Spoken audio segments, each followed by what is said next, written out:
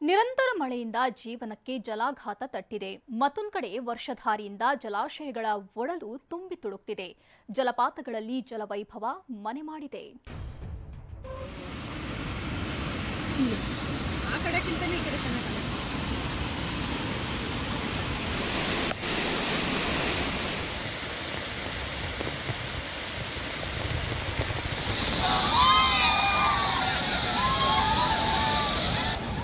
ಧುಮ್ಮಿಕ್ಕೋದೇನು, ಭೋರ್ಗರೆಯೋದೇನು, ವರ್ಷಧಾರಿಯಿಂದ ಜಲಪಾತಗಳಿಗೆ ಜೀವ ಕಳೆ ಬಂದಿದೆ. ರೌದ್ರ ರಮಣೀಯ ದೃಶ್ಯ ಕಂಡು ಪ್ರವಾಸಿಗರು ಫಿದಾಗಿದ್ದಾರೆ.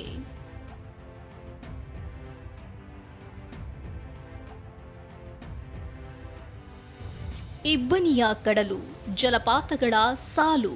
ಶರಾವತಿ ನದಿ ನೀರಿನಿಂದಾಗಿ ಧುಮ್ಮುಕ್ತಿರುವ ವಿಶ್ವ ಪ್ರಸಿದ್ಧ ಜೋಗ ಜಲಪಾತದ ಮತ್ತೊಂದು ಪಾರ್ಶ್ವದ ಚಿತ್ರಣವಿದು.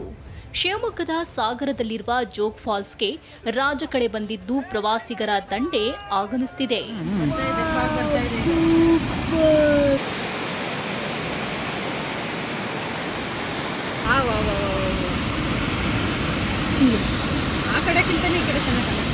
ಲಿಂಗನಮಕ್ಕಿ ಡ್ಯಾಂಗೆ ಇನ್ನು 16 ಅಡಿಯಷ್ಟೇ ಬಾಕಿ ಇದೆ.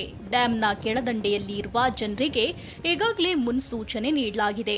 ಡ್ಯಾಂನಿಂದ ನೀರು ಬಿಟ್ಟರೆ ಜೋಗದಲ್ಲಿ ಮತ್ತಷ್ಟು ಐಭೋಗ ಮನೆ ಮಾಡಲಿದೆ.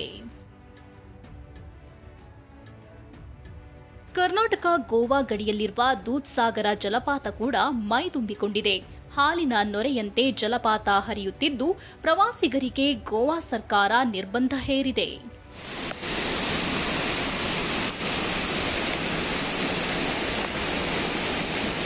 ಹಾಸನದ ಗೊರೂರಿನಲ್ಲಿರುವ ಹೇಮಾವತಿ ಡ್ಯಾಂ ಭರ್ತಿಯಾಗಿದೆ. ಜಲಾಶಯದಿಂದ 65,000 ಕ್ಯೂಸೆಕ್ ನೀರು ಹೊರಬಿಟ್ಟಿದ್ದು 6 ಗೇಟ್ಗಳಿಂದ ನೀರು ನುಗ್ಗುವ ದೃಶ್ಯವು ರೋಮಾಂಚಕವಾಗಿದೆ.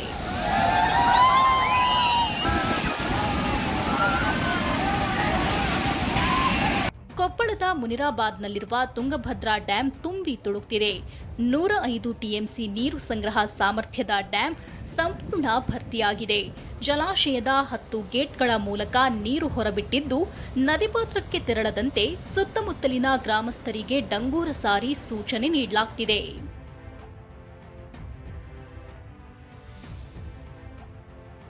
ಏನೇ ಹೇಳಿ, ಮಳೆಯ ಅಬ್ಬರ ಜಲಪಾತಗಳಿಗೆ ರಾಜಕಳೆ ತಂದಿದೆ. ಜಲಪಾತಗಳ ಮಡಿಲು ತುಂಬಿ ತುಳುಕುವಂತೆ ಮಾಡಿದೆ.